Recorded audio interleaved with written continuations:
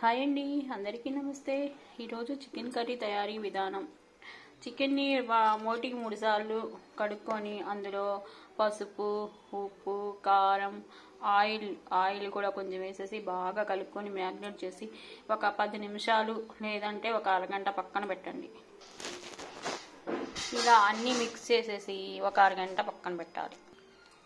ఈలోపు జీడిపప్పు, ఎండు కొబ్బరి, చిన్నిపాయలు, అల్లం మెత్తగా మసాలా పేస్ట్ చేసుకోవాలి.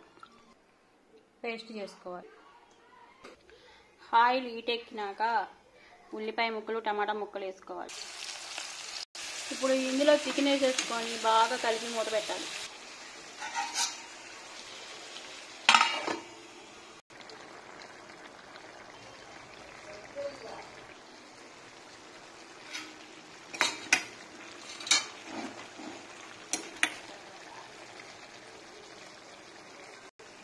అల్లం, వెల్లుల్లి, జీడిపప్పు, కొబ్బరి పేస్ట్, కొంచెం గరం మసాలా వేసేసి కలుపుకోవాలి. ఇందులో వేసేసాం.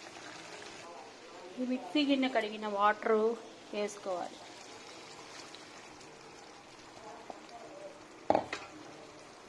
కొంచెం ధనియాల పొడి వేసుకోవాలి. అంతే, చిక్కటి గ్రేవీతోటి చికెన్ కర్రీ రెడీ.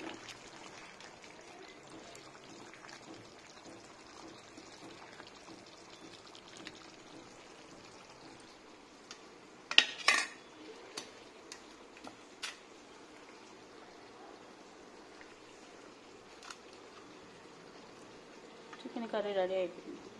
ముక్క ఉడికింది.